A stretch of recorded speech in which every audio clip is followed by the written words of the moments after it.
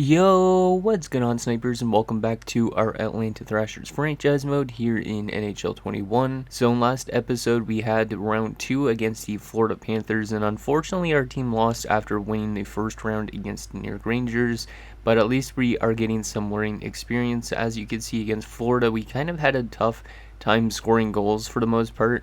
As we got shut out twice in that series. We did shut them out twice as well, so it was kind of an even series up till game 4.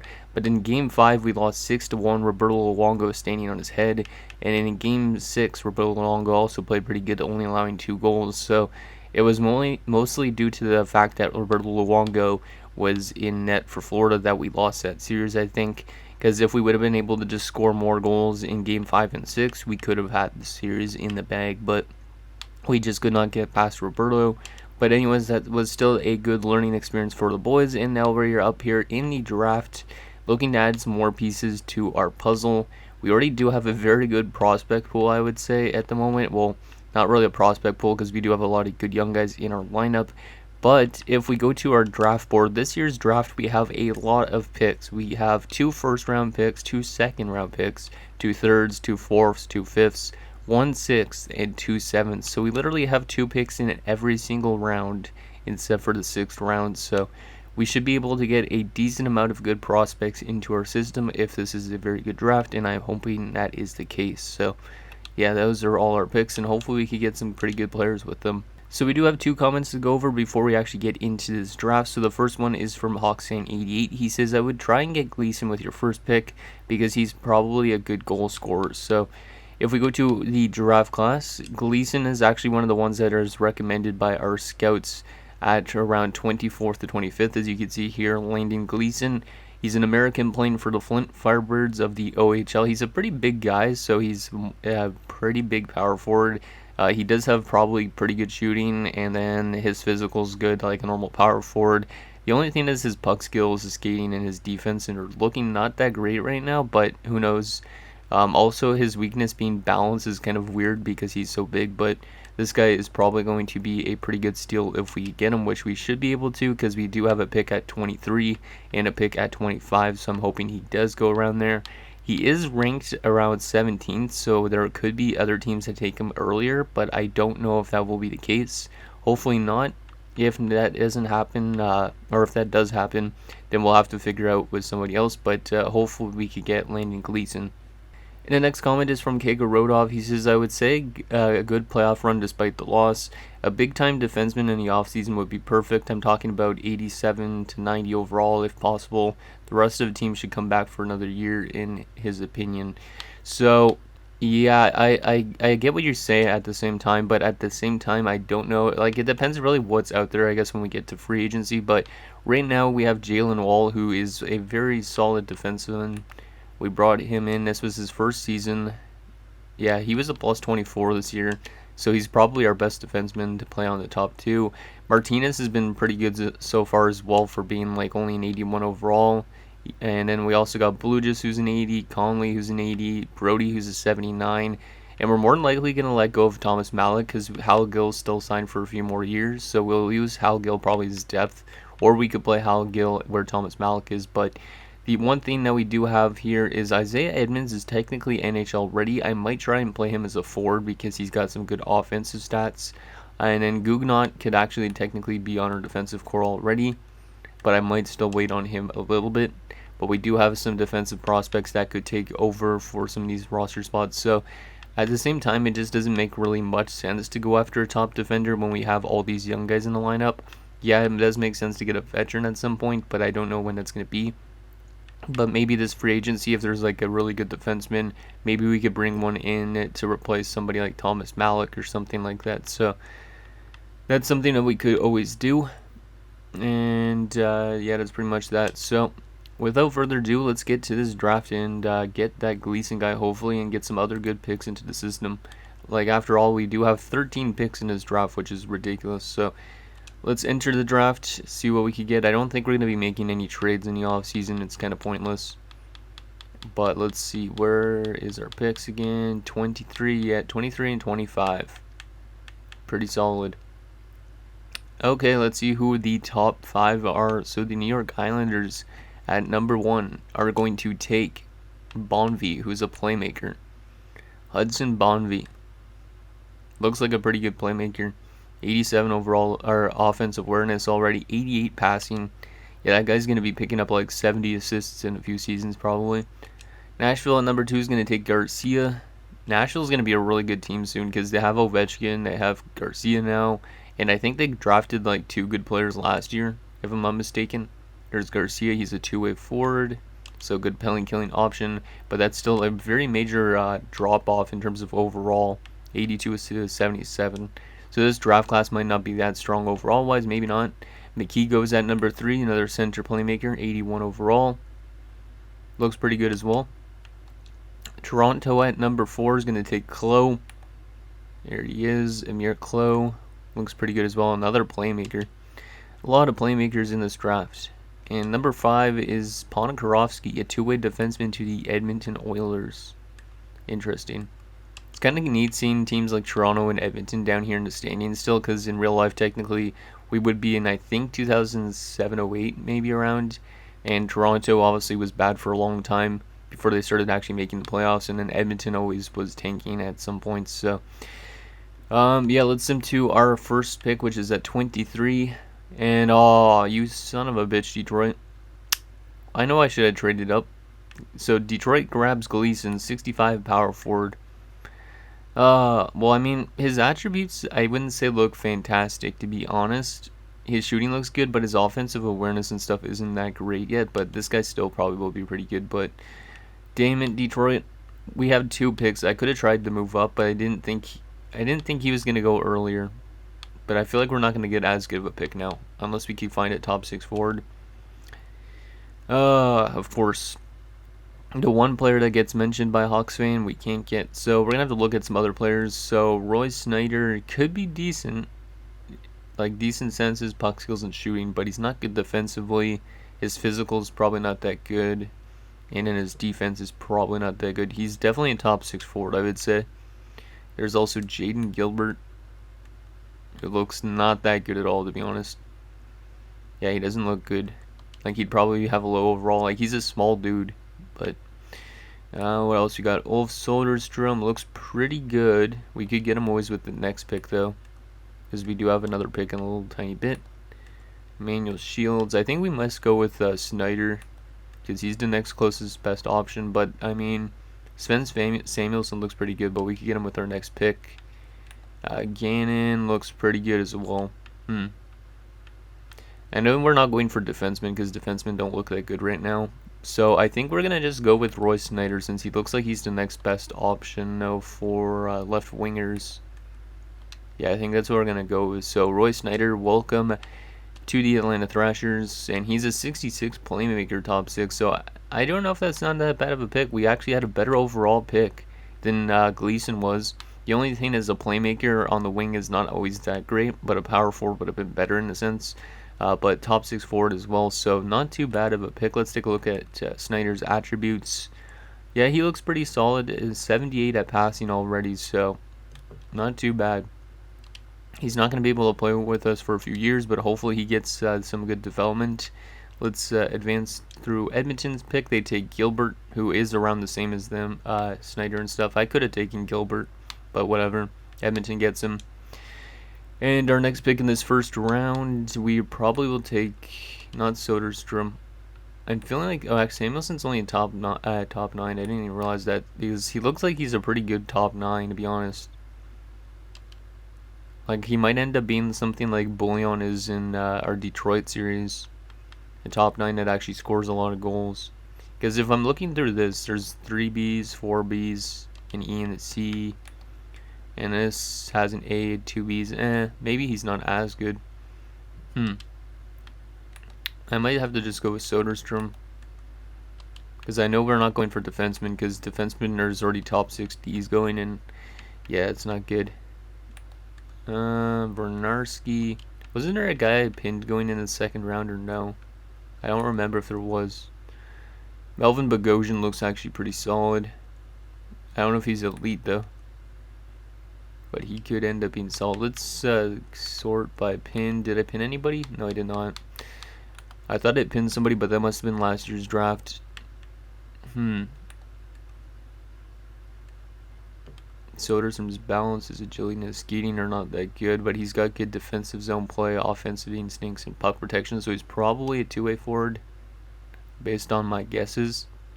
Yeah, you know what, we're just going to take old Soderstrom, get us some more winger prospects, and he's a top 6 grinder, so that's something we don't have, actually, a lot of grit on our team at all, so that's something we could definitely use. And he's actually got some really good defensive awareness already. Like, I don't know if he's going to make the NHL, because who knows, he could not develop, but he might be a very good penalty killer for us to play alongside of somebody like Bergeron in the future, so I'll take that. Let's just see if that other guy goes. So Acker was top 9, Shields was top 9, Samuelson was top 9, Gannon was top 9. I think we might have made the right decision, and Yelkinen's top 6, and who did San Jose get? Let's take a look.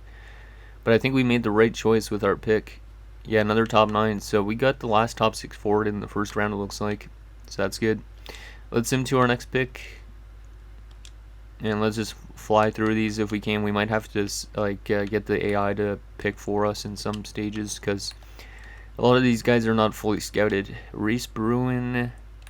Yeah, he might be 3 years away, which means he might be top 6. This guy looks also maybe pretty solid. Also 3 years away. He's a small dude, so he's probably a sniper. But I've never seen a small two-way forward, to be honest, I don't think. Ooh. Jackson Conboy looks actually like he could be a pretty good defenseman. But there's also Cameron Hatcher, who I've known nothing about. He's a center and a left winger. I don't know if we really need defensive prospects, to be honest, though. But I could always take another. What about Tim Ramsey? Michael Cope. I think we're just going to take a shot at Dirk with Cameron Hatcher, because I don't think we need more defensemen, even though Conboy looks... I feel like Conboy could be an elite defenseman to an extent, but he's not fully scouted. Do I want to take a defenseman? You know, I'm going to take a chance with Jackson Conboy, because I don't know if, like, Gugnaut and stuff like that are going to eventually be part of our future or what, so let's just take Jackson Conboy. And he's a top 6D OFD, that's not good. Yeah, this guy's probably just going to be an AHL top 2 defenseman at most points. Let's take a look at what goes next. Does that Ford have top 9 potential? Yeah, he does. Okay, so I think we made maybe a good choice again. I don't know. Oh, you son of a bitch, Toronto. I didn't even know it's that guy. Alexander Anisimov, low elite, 63 overall offensive defenseman. Well, it looks like Toronto actually might be able to win a cup in this. Who knows? Because they just took a really good defenseman. Damn it. I wish I would have saw that guy. Ramsey's still there. There is Dwight Chuko. Yeah, this draft doesn't look that great, to be honest. This guy looks decent. Theo Lotz. He's a top 9 now. And he is 18 only. You know what, we're just going to take Theo Lotz, even though he's got top 9 potential.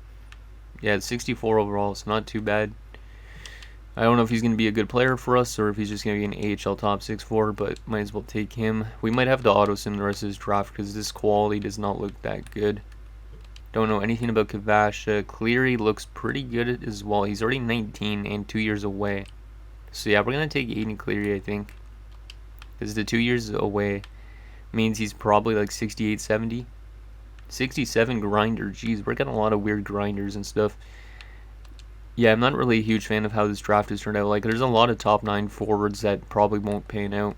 Ivan Kagorodov, know nothing about him. Nikita Ivanov, know nothing about him. I honestly don't know what we want to go after. Let me just sort by potential. Any potential low elites. Let's just scroll through these stats again, see if there's anything interesting. But I think I might auto-sim the rest of this draft, even though we have a ton of picks. It's not that good of a draft class. So, this guy might be decent. Might be. He's got 2 good shooting categories. But he's not supposed to go till like the 7th round. I'm going to just take him anyways. Screw it. And he's a low top 9. Wow. Okay, I'm going to auto-sim the rest of this draft.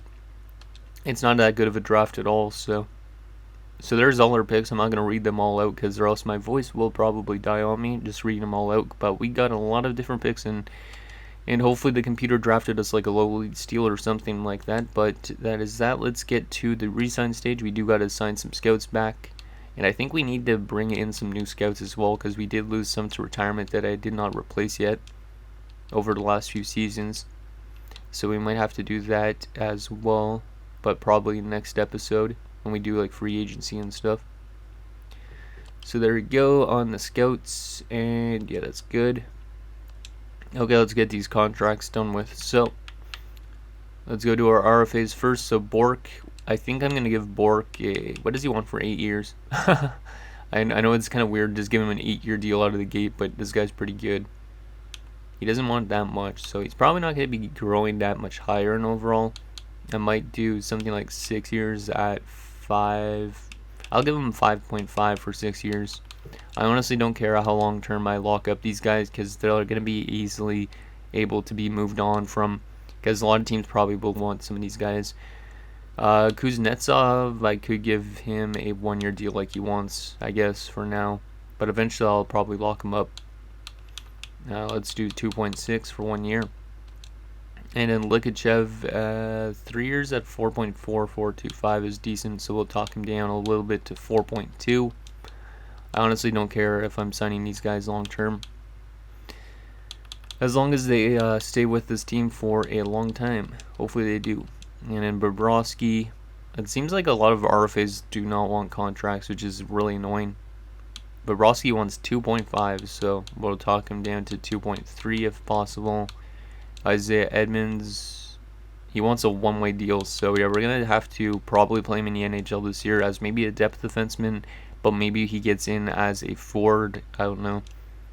Clinge, yeah, we'll give you what you want. A lot of one-way deals, but whatever. And then all these guys, you want a one-way deal, Bykov. Why does everybody want a one-way deal? We're just going to qualify the rest of these guys. And yeah, that's basically what we'll do on all those guys. Qualify them all. And then let's see, goalie-wise, Carey Price is going to get a max year deal at 8 years. He doesn't want that much for 8 years, so he might not develop that much. But let's see if we get him on a steal of a deal at like 3.9 for 8 years, which would be an absolute steal, I would think. Let's just give him 3.9 for 8 years. Robbins, we are going to qualify you as well, but you're going to be probably our AHL starter again next year. He's almost an NHL backup, so at some point we might want to move on from Brian Elliott if we want to play Robbins, or we'd have to trade Robbins, I don't know. So we'll qualify those guys, and now onto our UFAs. So let's go to the bottom first. We're going to release Karkner, I think. Yeah, we're going to release Karkner just because we don't have the contract space, I don't think, to get some of these guys in. We're going to also let go of Redmond. Hanula is a top 9. He was a second-round pick, so I think we'll give him a contract.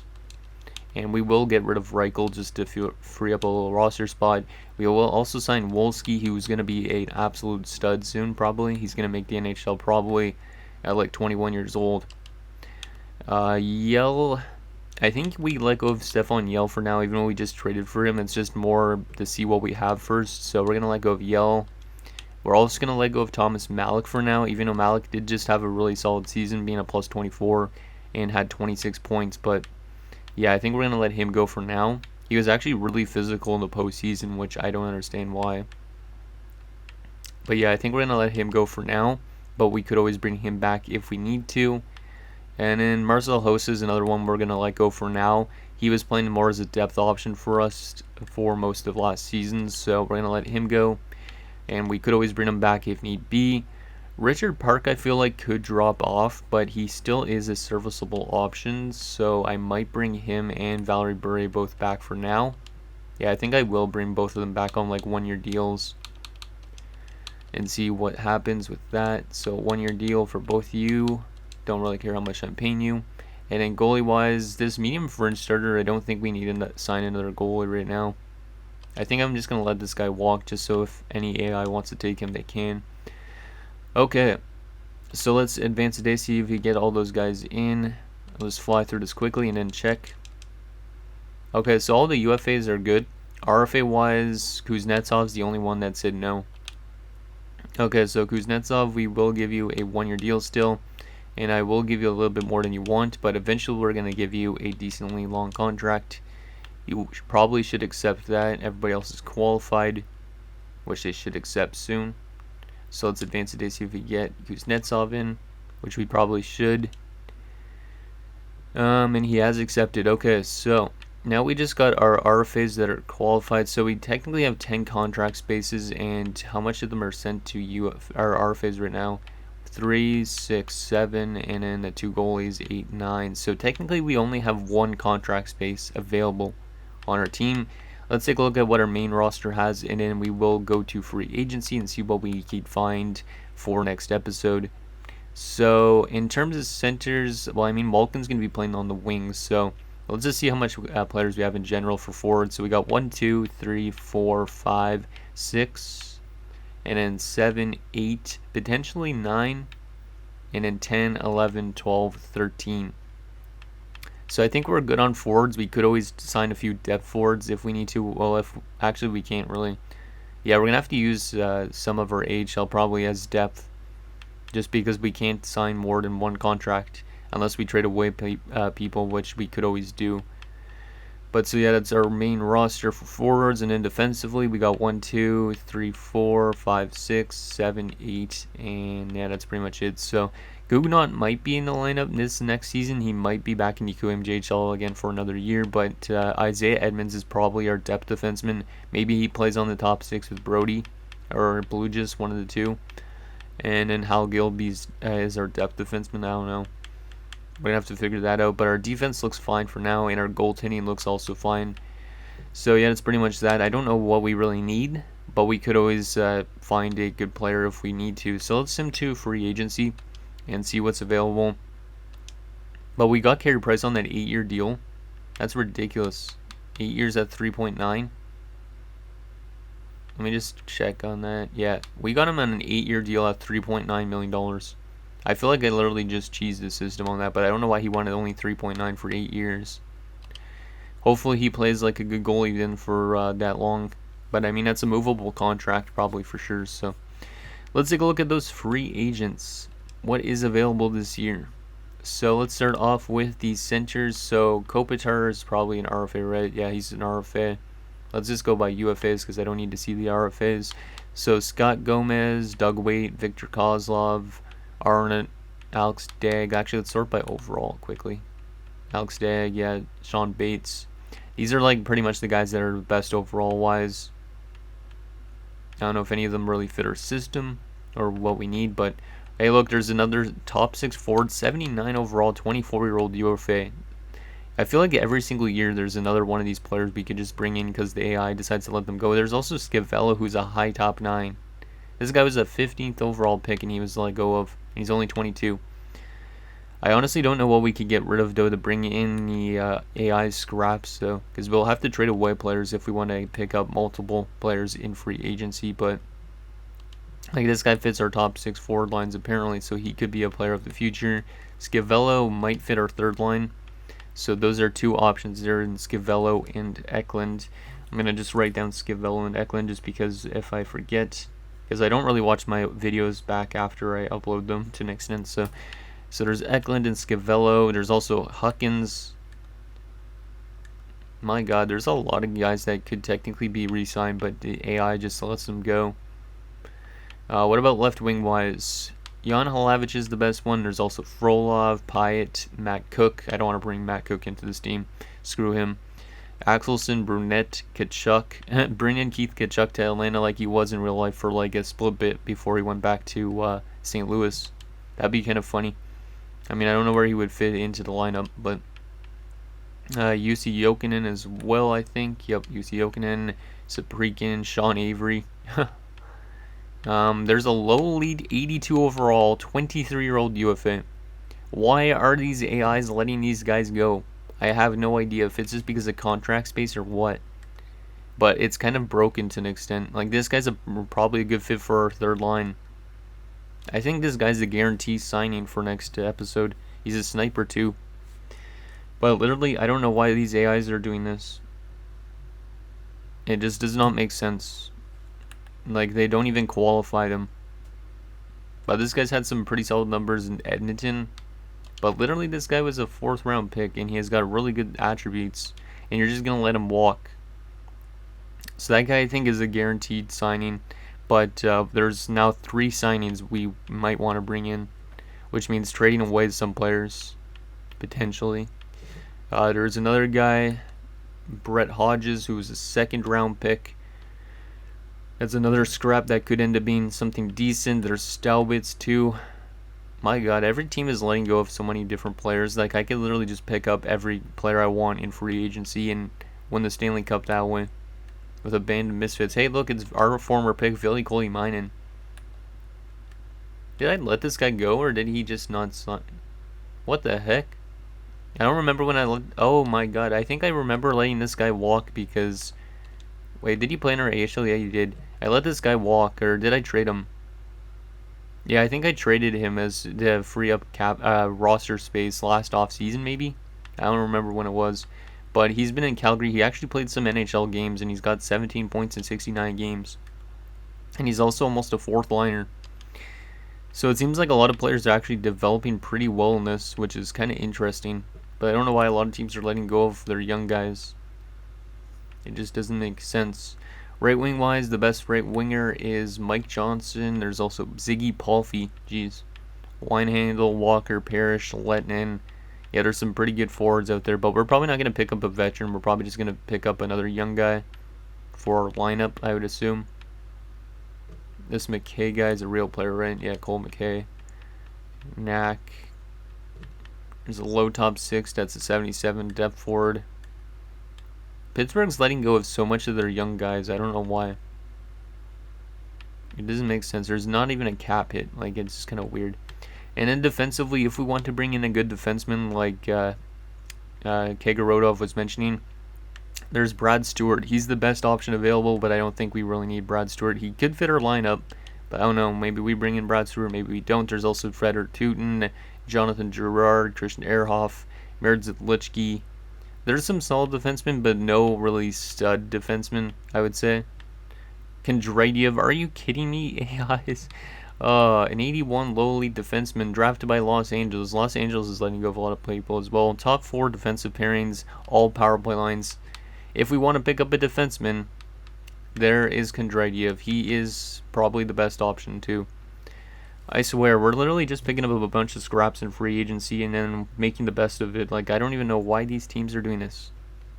I don't know if you guys ever had this problem or if it's just something that's kind of like a bug in my roster build or what. But that's really weird. So I think Kondratyov would be a good pickup. Or we could go with somebody like Grigorenko if we want to bring in another defenseman. But we don't really need to, since we do have technically some young guys in our lineup. And then finally, goalies, if we wanted to bring in a goalie prospect or something. Martin Brodeur is in free agency, so I wonder if the St. Louis Blues are going to pick him up. Vokun, Abisher, Jimmy Howard's a free agent. Ryan Miller's already a free agent. Damn. Some decent names out there for goalies, but we don't really need one. Scroll through this a little bit more. Who's this Kabanov dude? Sergei Kabanov, a Vancouver Canucks goalie prospect. Did this guy play at all? He did play some in Colorado last year. Let's sort by potential just to see if there's any other random players to pick up, like Lolitz, for example. There's a couple Lolitz, but most of them are 22. And UFA, oh, there's one, Frolov, but he's 55. This is so weird how there's just so many good stuff in free agency now. Like, Hentrius is going to be probably a good signing, and then that defenseman, if we pick him up, is a good signing. And then there's ones that go undrafted. It's kind of ridiculous. So that's what's available in free agency. And finally, I'll show you guys the trading block. Even though we might not make trades, we might make trades just to free up some roster room. But let's take a quick look through this. So I'll just scroll through this a little bit quick, just because, or else this episode's going to be over 30 minutes. It probably already is going to be, but I just don't want this episode to be too long for you guys. But yeah, we have a lot of questions to do in the next episode. Like, who do we want to pick up in those free agents, and who do we trade away to free up those roster spots? Like, since we re-signed Richard Park and we re-signed, who wasn't, Bure, we could always move them out and pick up younger guys instead. Like, I know we literally just signed them, but we could literally trade them away if we want to, because there is going to be teams that probably want players like that. Like, I would rather the young guys over the veterans, pretty much. But every other team in the league probably wants the veterans over the young guys, and that's why they're going to free agency already. Or they're just keeps giving them one-year deals, and eventually they'll just run out of RFA time or something. I don't know. But there does seem to be a decent amount of veterans out there on the trading block. Not that I really want to trade for veterans. I would trade for picks probably again. Stock up on picks again for next year's draft. Like, literally, that's what I could do, is just keep trading away older veterans and then bringing in young guys via free agency and then trading away those veterans for, like, picks. Hey, look, Pavel Bure's on the block. We could have Pavel Bure play with his brother, but I don't think that's something we want to do, really. Because I think they both played the same wing, to be honest. Vasicek. Toronto's got some picks. Vancouver's got O'Neill. Wow, they have Naslin there, too. This is a very interesting offseason. So anyways, guys, that's going to do it for this episode of our Atlanta Thrashers franchise mode. So in next episode, we will take it to free agency. We might make a few trades to free up some roster spots so we can sign some younger free agents. And yeah, let me know what you guys think down below. And I'll see you guys next time.